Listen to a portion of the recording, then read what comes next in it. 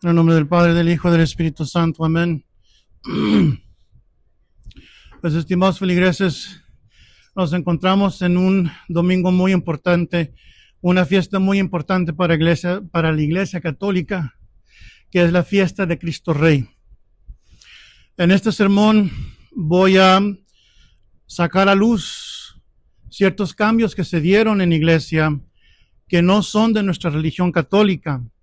Total que transfirieron esta fiesta en lugar del último domingo de octubre al último domingo antes de Adviento, y eso es una atrocidad, porque esta fiesta fue establecida para el último domingo de octubre porque tiene un simbolismo tremendo en nuestra religión católica.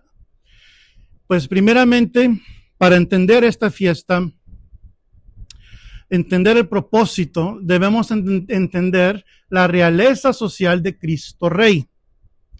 Primero debemos reconocer que Dios es el autor de toda la creación y por lo tanto Dios tiene derechos sobre toda la creación, incluyendo la raza humana que somos su creación. Por lo tanto, Cristo es el Rey soberano y Señor sobre todos los hombres y todas las naciones. El arcángel Gabriel le dijo a Nuestra Señora, refiriéndose a su Hijo, que Él reinará en la casa de Jacob y su reino no tendrá fin. Y en el libro de Apocalipsis leemos sobre una visión que tuvo San Juan el apóstol. En esta visión San Juan ve escrito sobre Cristo, Rey de reyes, Señor de señores. El reino de nuestro Señor no es solo un reino espiritual, sino también un reino sobre toda la creación, toda la humanidad. Las palabras del Padre Nuestro indican claramente esta realidad. Vénganos tu reino, hágase tu voluntad así en la tierra como en el cielo. Entonces, ¿cómo es que la unión de la Iglesia y el Estado es una doctrina católica? Porque nos enseñan en esas escuelas públicas que es malo la unión de la Iglesia y el Estado. Al contrario, la Iglesia, esa es su doctrina, que la Iglesia y el Estado tienen que estar unidos. Y pues simplemente es porque Dios, ¿por qué es eso necesario? La unión. Porque Dios es legislador supremo y autor de toda la creación. Entonces, toda la creación está, por lo tanto, sujeta a Dios. Ahora el Papa Pío XI escribió una encíclica famosa, Quas Primas, y promulgó esta fiesta de Cristo Rey en el 1925. Este Papa puso esta fiesta fija para el último domingo de octubre, con el propósito de los domingos que quedan después de esta fiesta y antes, los domingos antes del Adviento, representan el reinado de Cristo Rey durante los siglos. Este simbolismo profundo del reinado de Cristo Rey fue eliminado por el Segundo Concilio del Vaticano cuando ordenaron que esta fiesta se celebrara el último domingo antes del Adviento. Este cambio sutil, medio sutil, niega en ciertas palabras, en cierta manera, niega el reinado de Cristo Rey durante los siglos. Y ahora el Papa Pío XI dice en la encíclica Quas Primas, la multiplicidad de problemas en el mundo se deben a que la mayoría de los hombres han excluido a Jesucristo y a su santa ley de sus vidas. Estos malvados también afirman que Cristo no tiene cabida ni en los asuntos privados ni en la política. Los papas han señalado entonces que mientras los individuos y los estados se nieguen a someterse a la ley de nuestro Señor, de nuestro Salvador, no habrá una perspectiva esperanzadora de una paz duradera entre las naciones. Sin Cristo Rey, sin el reino de Cristo Rey, olvídense, nunca va a haber paz. Nunca va a haber paz. Para que haya paz, Cristo tiene que reinar en las naciones.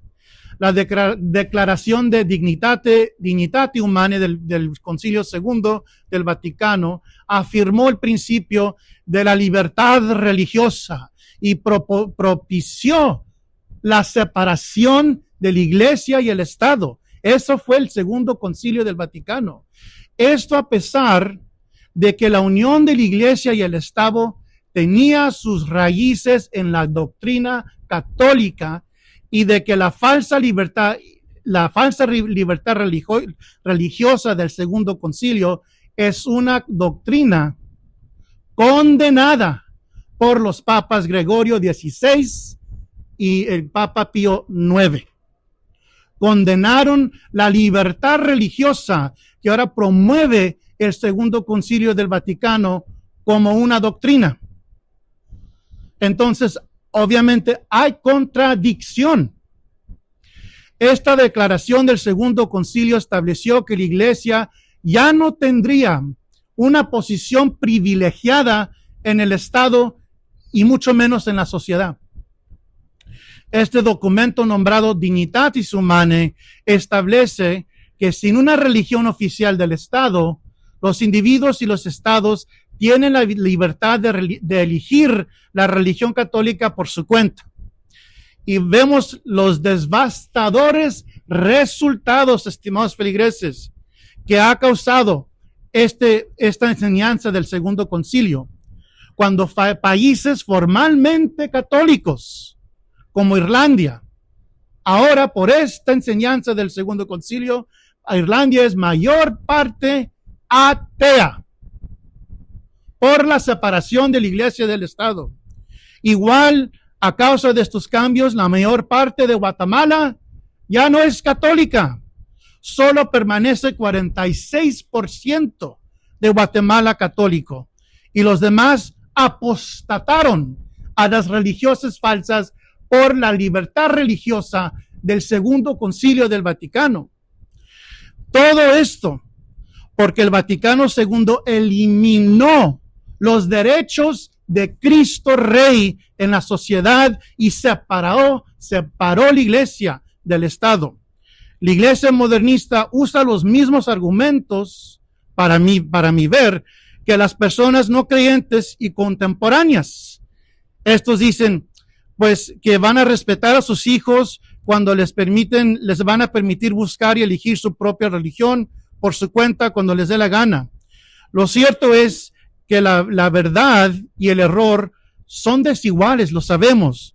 Los padres deben inculcar la verdad y la verdadera religión a sus hijos, porque es su deber ante Dios.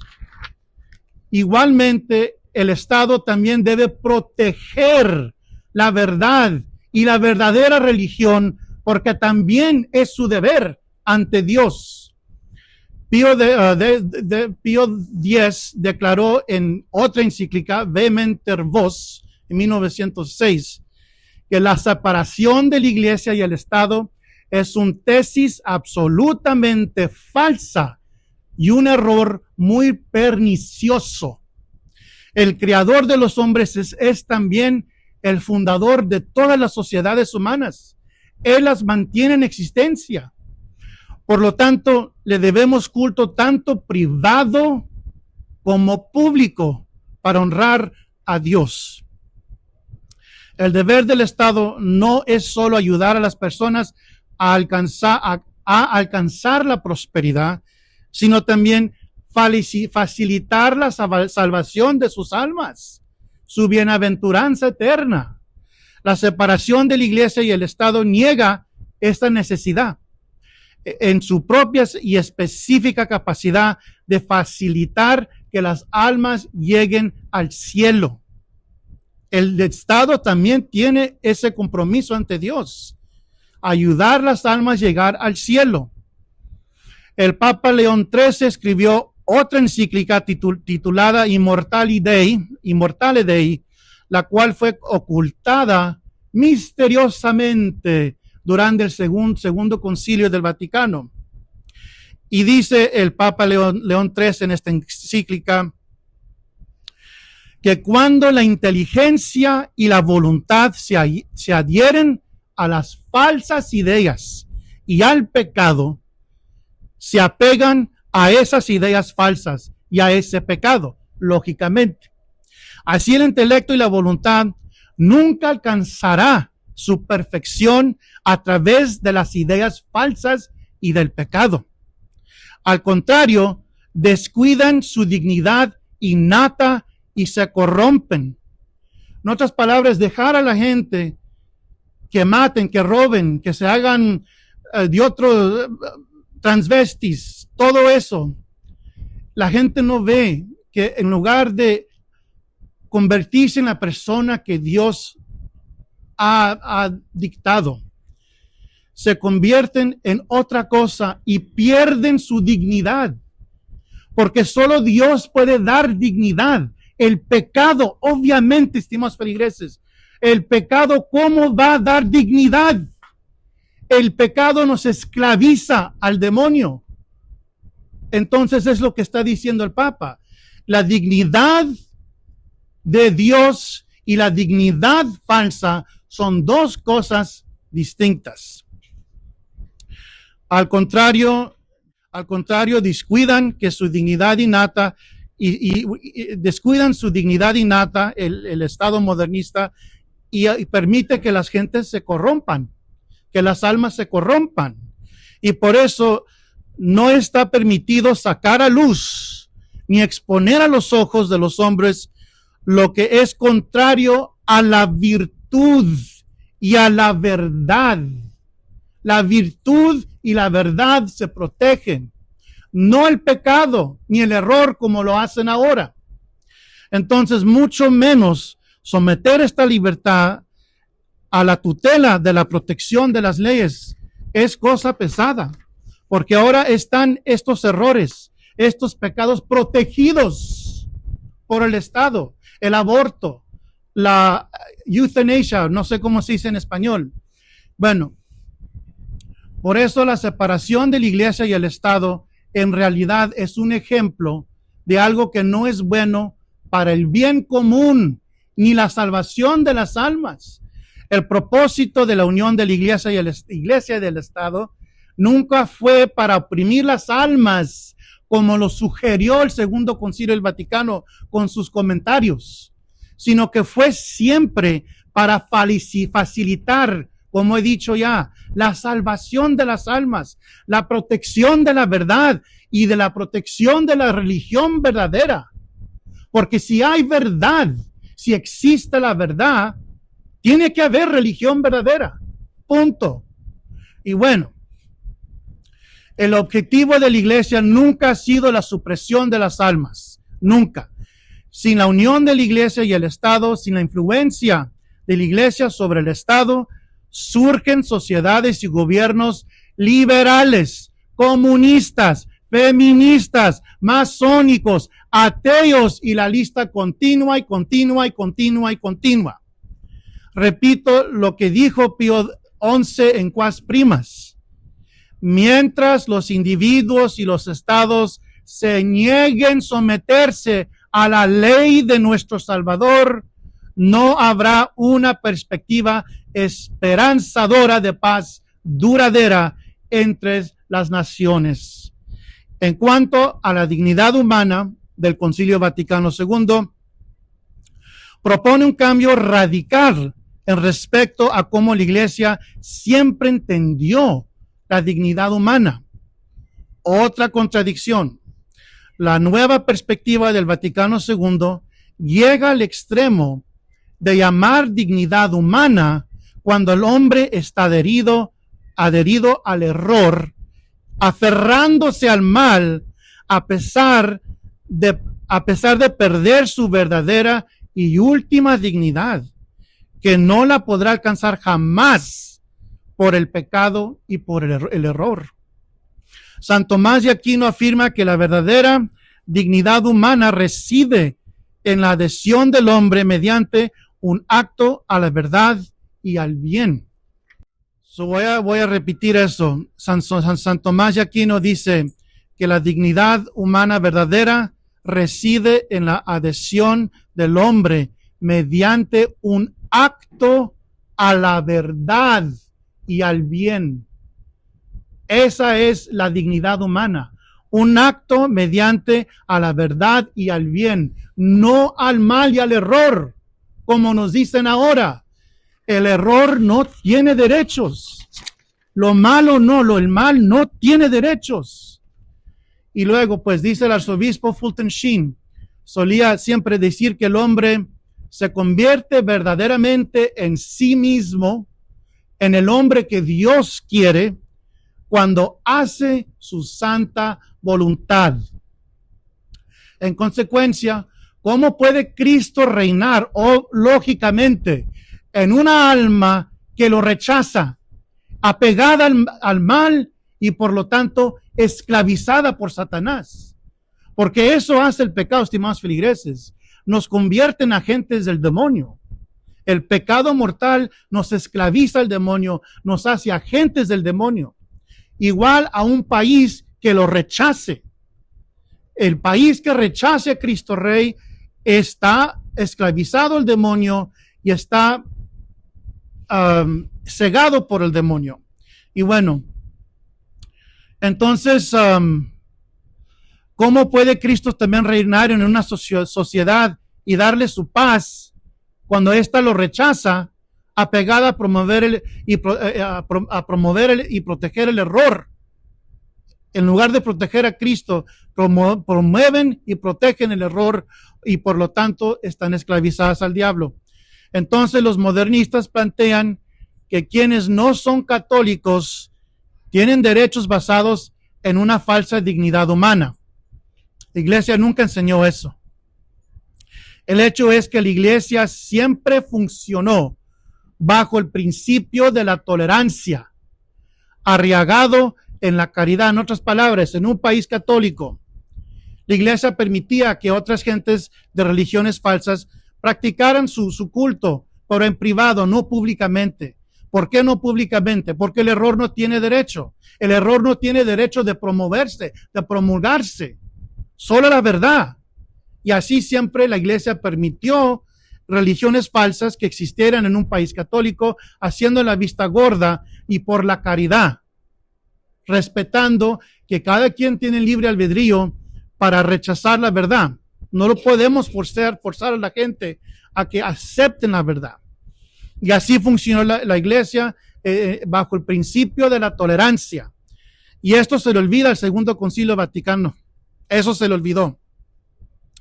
A quienes no eran católicos en un país católico se les permitía ejercer su religión no como un derecho, sino por tolerancia, como acabo de decir.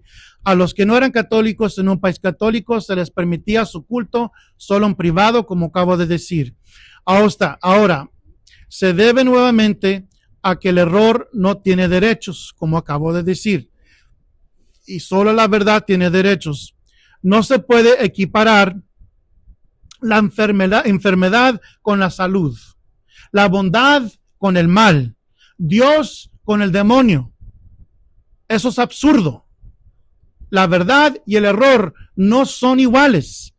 En esto concluye el modernismo. Al fin de cuentas, al final, todos con sus falsas ideologías tienen derechos, incluso el demonio. Incluso el demonio. Si no me creen, vean que los de las religiones satanistas, así como piden los cristianos, los católicos, ejercer su religión en público, los satanistas también lo piden, tratando de hacer sus ritos en los capitales de este país. ¿De dónde sale? ¿De dónde brotan estas ideas? De la separación del Estado y de la iglesia. Porque cuando está la iglesia separada del Estado, no se respeta nada de lo de Dios, sino que no se respeta y se respeta todo. Todo. Y eso es verdad. El error y la verdad no son iguales. Los modernistas intentaron afirmar que la doctrina de la unión de la Iglesia y el Estado se creó gracias a los estados papales, y eso es una mentira. Pero esto no está fundado en nada. La unión de la Iglesia y el Estado es una doctrina que existió incluso durante la unificación del Sacro Imperio Romano por Constantino el Grande desde el siglo IV. La unión de la Iglesia y el Estado permitió que los católicos practicaran su religión sin obstáculos, la cual estaba protegida por el Estado. En comparación a épocas anteriores en las que el catolicismo era ilegal, lo que provocó el martirio cruel de muchos santos en los primeros siglos de la Iglesia Católica, y sus martirios fueron cruelísimos. También empezando en 1926, la masonería masacró a tantos sacerdotes, religiosos, religiosas y cristeros por defender los derechos de Cristo Rey. Y es que los masones temían que en México se estableciera una república mexicana católica, dándole un estatus privilegiado a la Iglesia Católica, como lo hizo Irlanda. Irlanda era una república católica. La Iglesia gozaba de una posición privilegiada por la unión de Estado y de Iglesia. Y los masones en este país vieron que era un problema, según ellos, católico, y por eso empezaron con la masonería a masacrar. Entonces nos ganaron el tirón antes de que la Iglesia agarrara su estatus privilegiado en México y fuera la que influenciara, la que iba a influenciar las leyes, el Estado, las morales. Se metió la masonería y vámonos para abajo. Y luego, ¿qué pasó también? Igual en 1936, los comunistas masacraron a cantidades de sacerdotes, religiosos, religiosas, feligreses católicos, etcétera. Misma historia. Martirizaron a muchas monjitas tirándolas de las montañas. Se veían sus cadáveres en hábitos al fondo. Cuando salían los religiosos corriendo de los monasterios, con metralladoras los mataban. Los comunistas en España. Y eso es esta guerra, nuestros estimados feligreses. Es una guerra contra el bien y el mal, Dios y el diablo. ¿Quién va a estar al centro? ¿Cristo o Satanás? Bueno, todo porque en el Estado, un Estado que protege y defiende la religión católica es una amenaza terrible y un gran obstáculo para las ideas masónicas y comunistas. La realidad es que las doctrinas de la Iglesia Católica están completamente opuestas a las ideologías masónicas y comunistas, el liberalismo, feminismo, ateísmo, agnosticismo, etcétera, etcétera. La destrucción de los hogares y familias, ¿de dónde creen que brotó tanto divorcio? ¿Quién está protegiendo el matrimonio? Al contrario, el aborto.